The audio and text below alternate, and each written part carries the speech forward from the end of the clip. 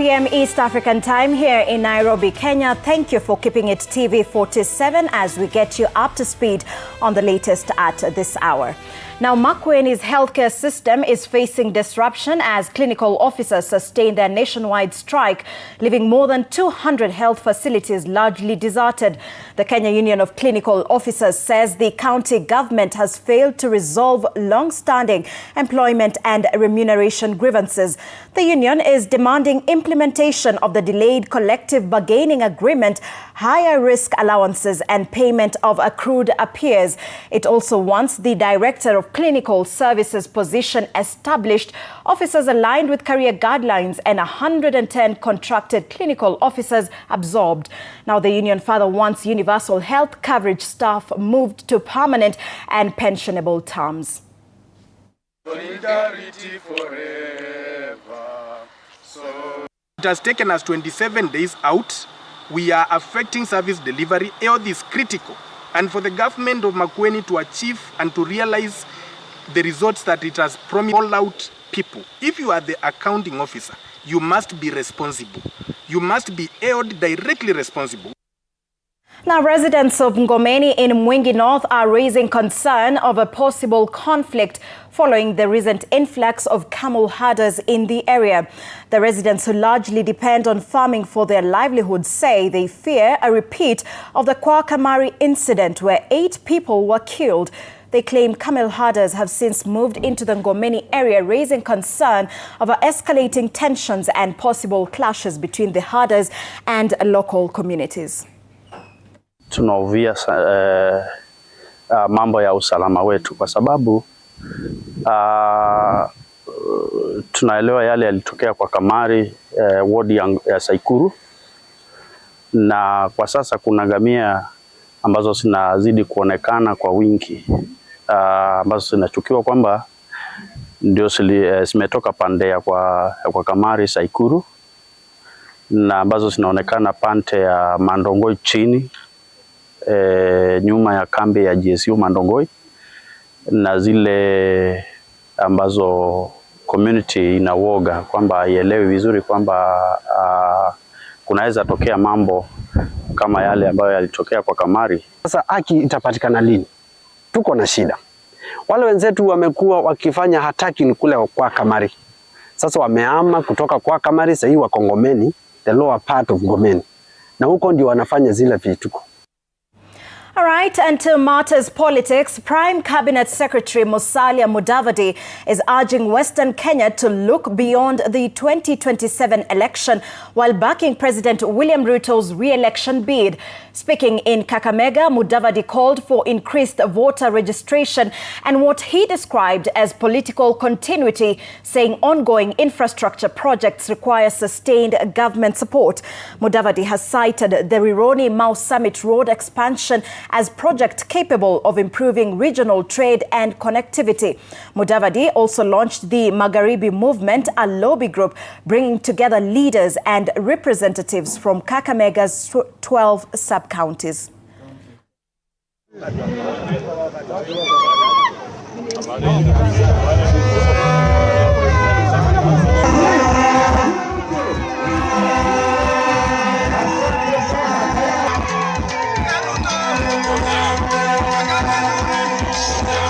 Shughuli ndio mingi. Haki, nachukua fursa hii, area yako imekubaliana na lobby group ya Rembe Moyanji ndio hawana, wape silaha wafanye kazi.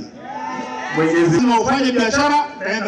This is not just a political movement, not just a political lobby group.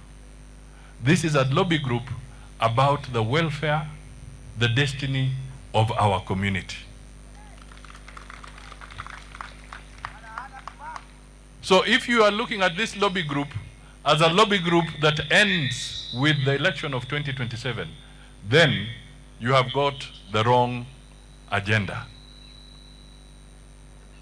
The lives of our people are not dependent on election cycles. We must plan for our community, for our people, for posterity. Kati huu opposition iko disjointed, disorganized. disoriented.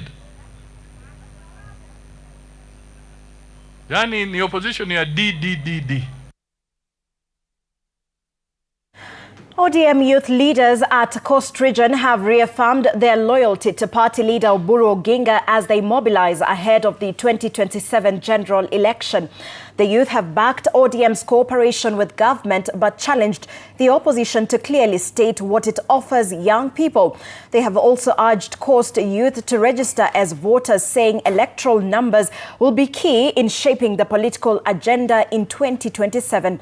The group further warned against internal divisions, insisting they will focus on strengthening the party ahead of the polls.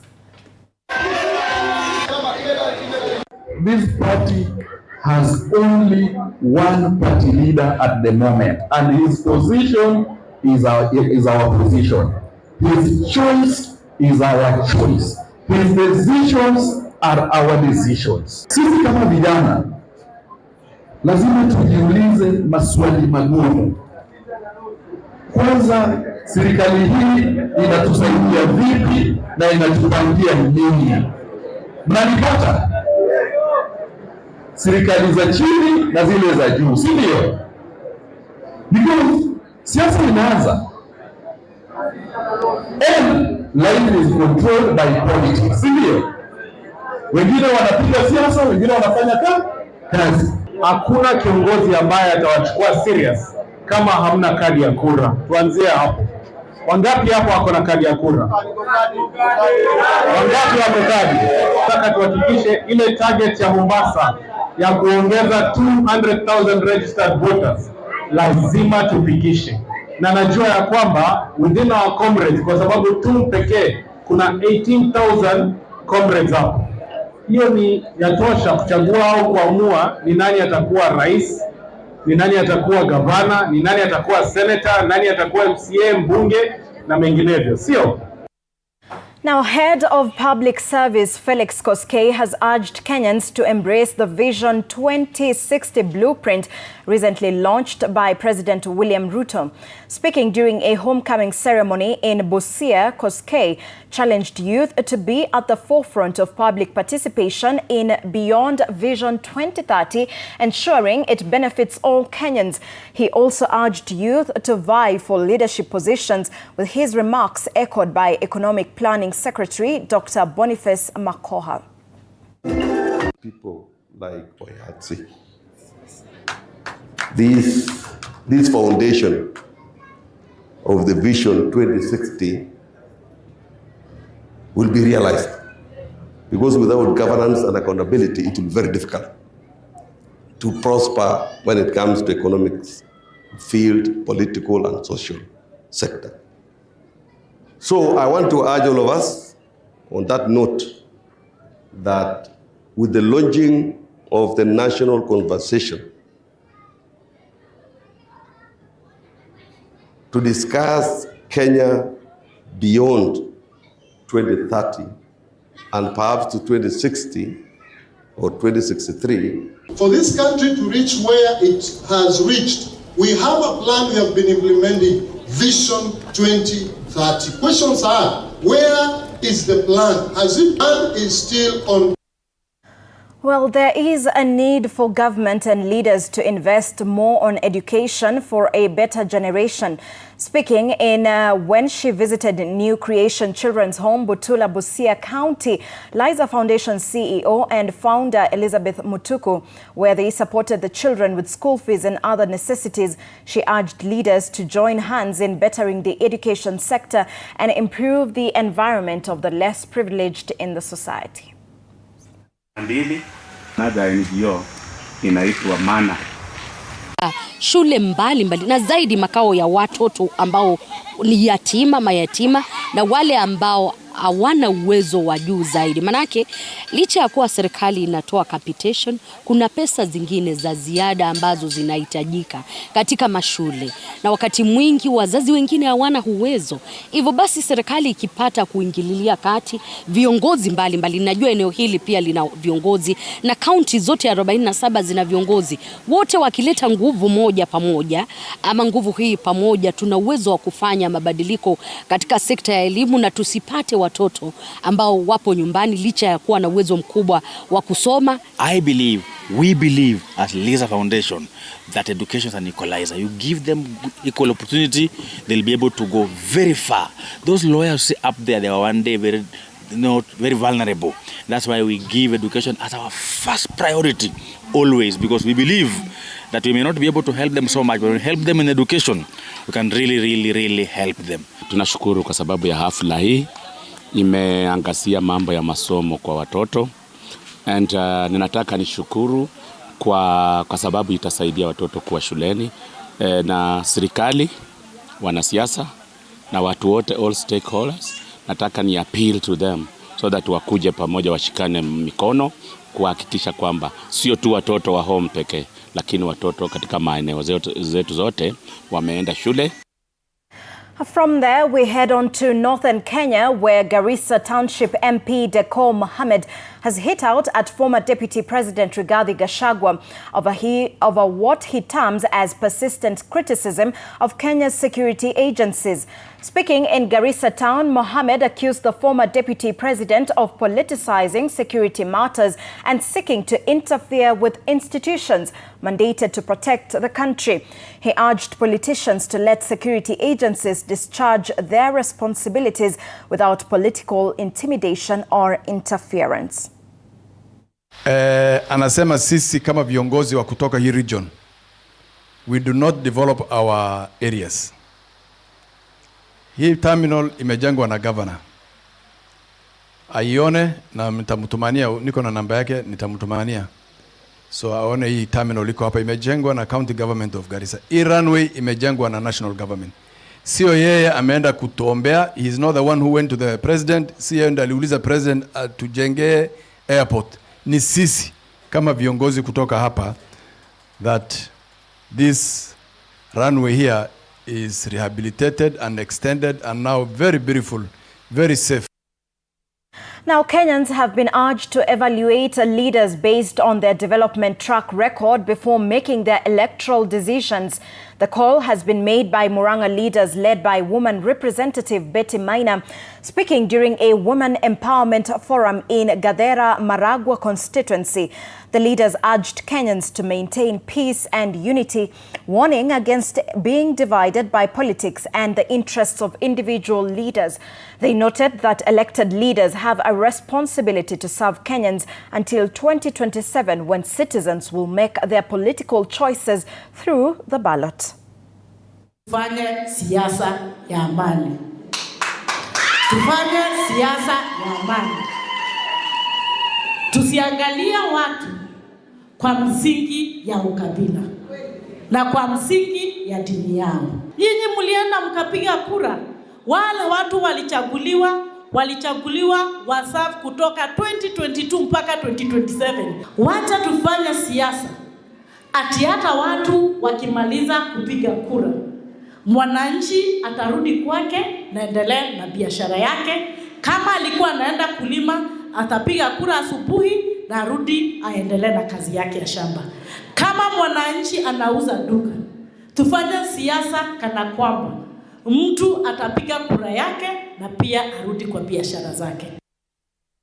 All right, 12 minutes past 1, we take a short commercial break. Do not go too far. Keep it TV47.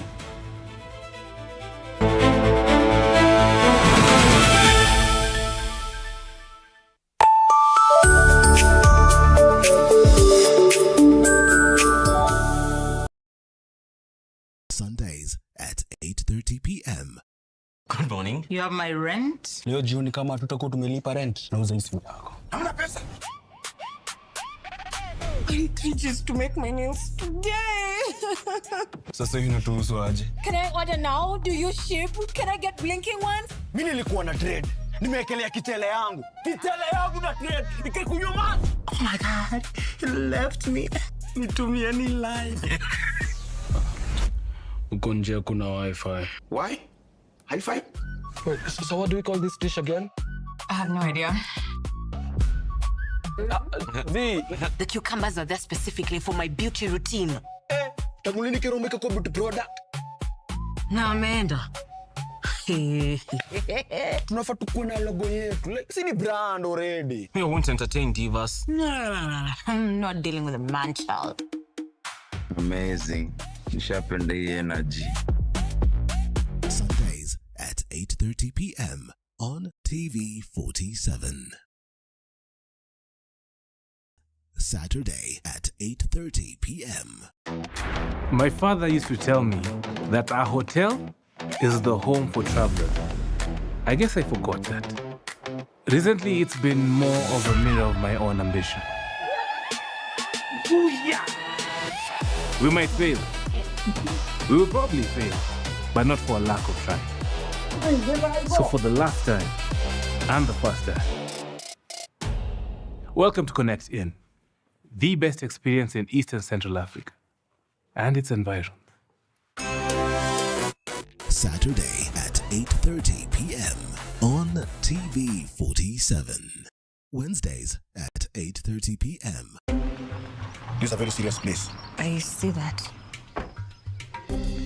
Surely. Hey, Nyumba. This is the place. Just for a few days. Rule number 2. Kwani Google ina...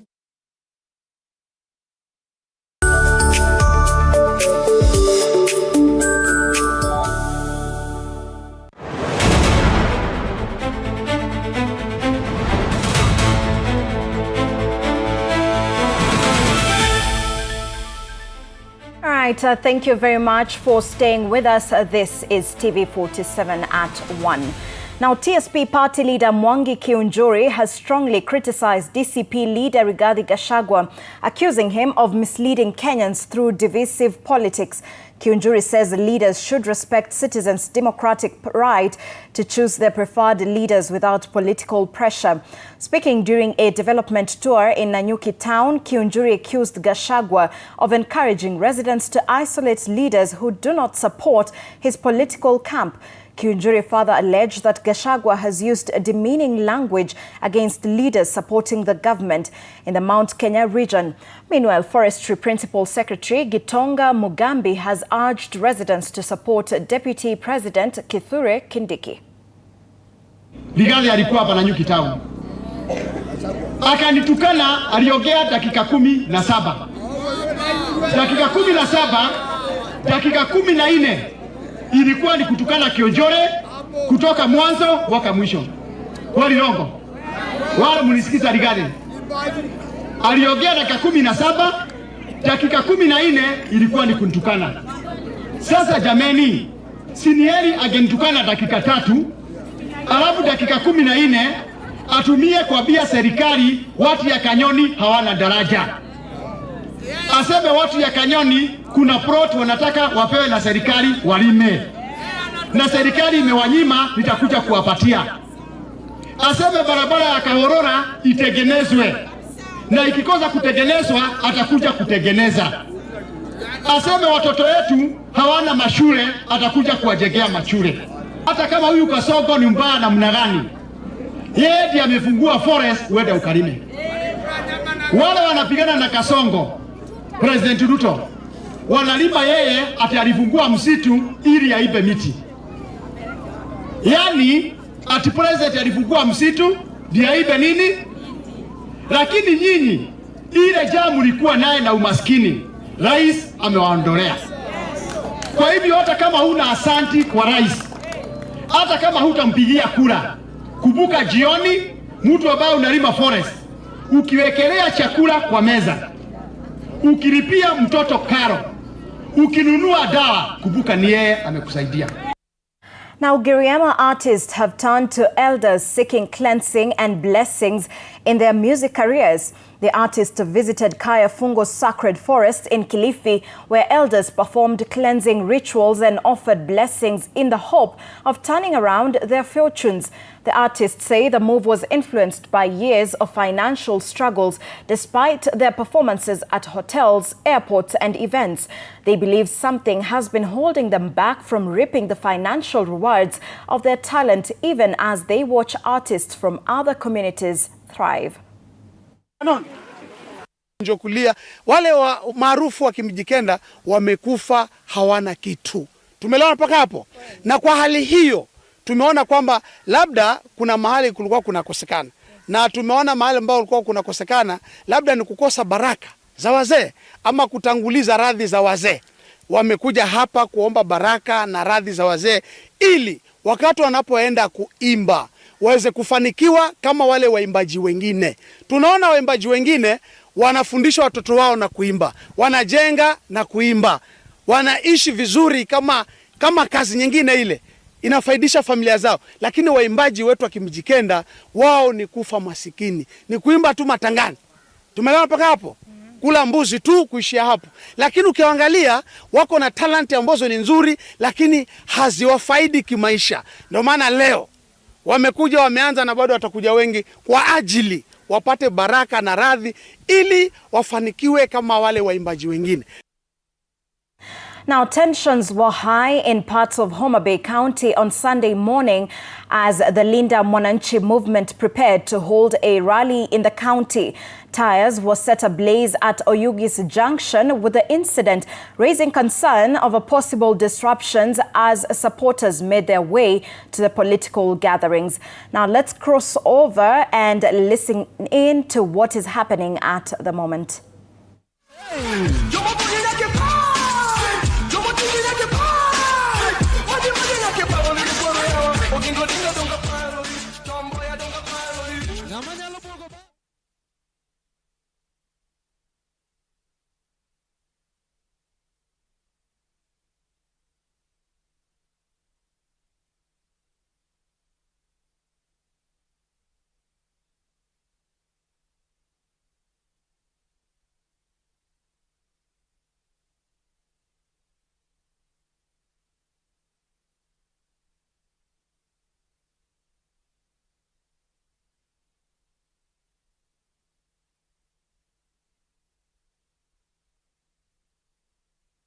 All right, those are live pictures from Nyandiwa, where the Linda Mwananchi Brigade is holding a political rally earlier on in Homa Bay town, that is Oyugis. There had been a little bit of tension, barricaded roads, and even tires set ablaze as, you know, the political gathering was supposed to happen. But as of the moment, seems that the rally is underway. And of course, we will be getting you more updates as the day goes on what happens in Homa Bay as the Linda Mwananchi team, led by Nairobi Senator Edwin Sifuna, make their way through the county as they popularize the Linda Mwananchi.